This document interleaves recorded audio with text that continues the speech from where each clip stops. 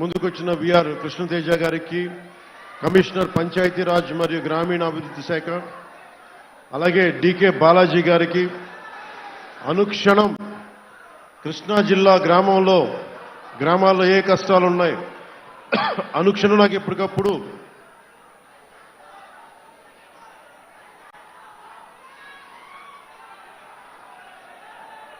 ఆయన సమస్యలను తీసుకొస్తూ ఉంటారు. అలాంటి మంచి విజ్ఞాన కని ఆయన. అలాగే కృష్ణా జిల్లా కలెక్టర్ శ్రీ డికే బాలాజీ గారికి, అలాగే వైవికే షణ్ముఖ్ కుమార్, ఐఎఫ్ఎస్ డైరెక్టర్ పంచాయతీరాజ్ మరియు గ్రామీణాభివృద్ధి శాఖ, అలాగే బాలా నాయక్ గారికి, అలాగే శ్రీ విజయ్ కుమార్ గారికి మనస్ఫూర్తిగా నా హృదయపూర్వక నమస్కారం. ఈ అధికారులు వీళ్ళెవరూ కనుక పంచాయతీరాజ్ శాఖ కానీ ఈ సంబంధిత 10 శాఖలు కనుక లేకపోతే ఇవి పూర్తి చేయడం చాలా కష్టమైపోద్ది. ఈ రోజున పంచాయతీరాజ్ శాఖ 4,500 కోట్ల రూపాయలతోటి మనకి గ్రామ సభలు తీర్మానం చేసి ముందుకెళ్తున్నామంటే ఇక్కడున్న శాసనసభ్యులతోటి, గౌరవ ఎన్డీఏ శాసనసభ్యులతోటి కలిసికట్టుగా మాకు అండదండగా ఉన్న అధికార యంత్రాంగానికి కూడా ప్రత్యేకంగా నా కృతజ్ఞతలు తెలియజేస్తున్నాను. ఇంత బలంగా మేము చేయగలుగుతున్నామంటే 2019 నుంచి 2024 వరకు మా అందరి ఆకాంక్ష ఒకటే.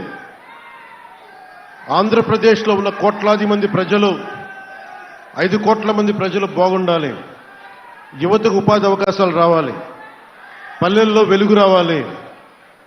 దీనికి కూటమి పార్టీలకు అతీతంగా తెలుగుదేశం పార్టీ, జనసేన, భారతీయ జనతా పార్టీ అందరం సమిష్టిగా వచ్చి నిలబడ్డాం. ఆ రోజు మేము గెలుస్తామో లేదో తెలీదు, ఓడిపోవచ్చు కూడా. కానీ ఎందుకు నిలబడ్డామంటే తప్పులు జరుగుతున్నప్పుడు, ప్రజలు కష్టాలు ఉన్నప్పుడు నువ్వేంటో అదే నీ నైజం అని చెప్తారు.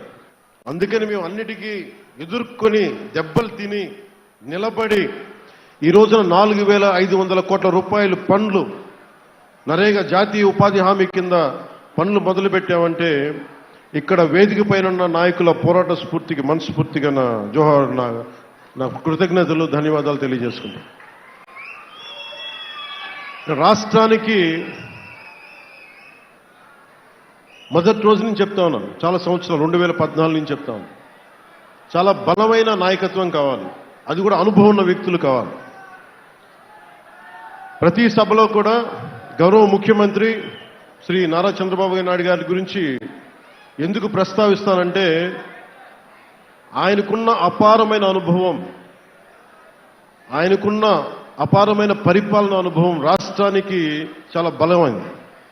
అందుకని ప్రత్యేకించి ఒక నాయకుడి తాలూకు కష్టం, అనుభవం మనం దాన్ని రాష్ట్రానికి, రాష్ట్ర శ్రేయస్సుకి ఉపయోగించుకోకపోతే మనం తప్పు చేసిన వాళ్ళం అవుతాం.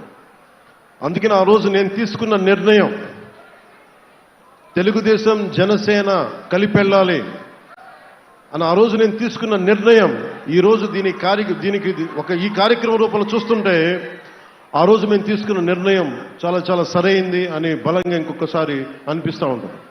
అలాగే కేంద్ర నాయకులు, ప్రధానమంత్రి గారు నరేంద్ర మోదీ గారి ఆశీస్సులు, భారతీయ జనతా పార్టీ నాయకుల బలం, ఇవన్నీ కూడా ఈ రోజున కూటమి ప్రభుత్వానికి 164 మంది శాసనసభ్యులు, 21 మంది పార్లమెంట్ సభ్యులు మీ ముందుకు వచ్చామంటే మేము బలంగా నిలబడి ఉన్నాం రాష్ట్ర శ్రేయస్సు కోసం.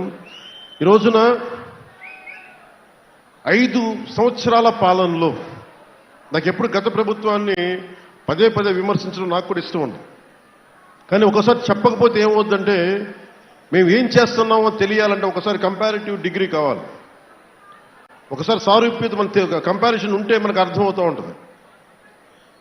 ఈ గత ప్రభుత్వం మీరు ఆలోచించండి, 5 సంవత్సరాల పాలనలో ఎవరు పంచాయతీరాజ్ శాఖ మంత్రి ఎవరో తెలియదు, అధికార యంత్రాంగం ఎవరో తెలియదు, ఏ రోజు సభలు జరపలేదు, గ్రామ సభలు జరపలా, గ్రామ తీర్మానాలు చేయలా. మన డబ్బులన్నీ ఏమైపోయినాయి? చెట్టుకొకటి పుట్టుకొకటి అయిపోయింది. ఎలా తీసుకున్నారో, ఎలా పోయినాయో డబ్బులు ఈ రోజు వరకు ఎన్నిసార్లు రివ్యూ చేస్తున్నా కానీ ఈ రోజు దాకా అది ఒక బ్రహ్మ విద్యలాగే ఉంటుంది. ఏ డబ్బులు ఎటు వెళ్ళిపోయినాయి అర్థం కాదు. అందుకని మేము పెట్టుకుంది గౌరవ ముఖ్యమంత్రి నారా చంద్రబాబు నాయుడు గారి నిర్దేశకమ్మానికి ఆయన నాయకత్వంలో పారదర్శకత, ఏం జరుగుతున్నాయి ప్రభుత్వంలో అన్ని తెలియజెప్పాలి. ఇవన్నీ గుట్టుగా కూడా చేయొచ్చు, కానీ ఇందులో గుట్టు లేదు. ప్రభుత్వ పనితీరులో గుట్టు ఉండదు. ఓపెన్గా 2 చేతులు పెట్టి ఇలా చూపించాలి. దాంట్లో భాగంగానే ఇవి ఈ గ్రామ సభల్లో తీర్మానాలు కూడా 30,000 పండ్లు, 4,500 కోట్ల రూపాయలు విలువైన పండ్లు, ఇవేవి కూడా నాయకులు తీర్మానం చేసినవి కాదు. ఒక తెలుగుదేశమో, ఒక జనసేననో, లేదంటే భారతీయ జనతా పార్టీ, ఎన్డీఏ కూటమి నాయకులు చేసింది కాదు. ప్రజలు వారి పంచాయతీల కోసం, వారి గ్రామాల కోసం వాళ్ళు తీర్మానం చేసుకుంది.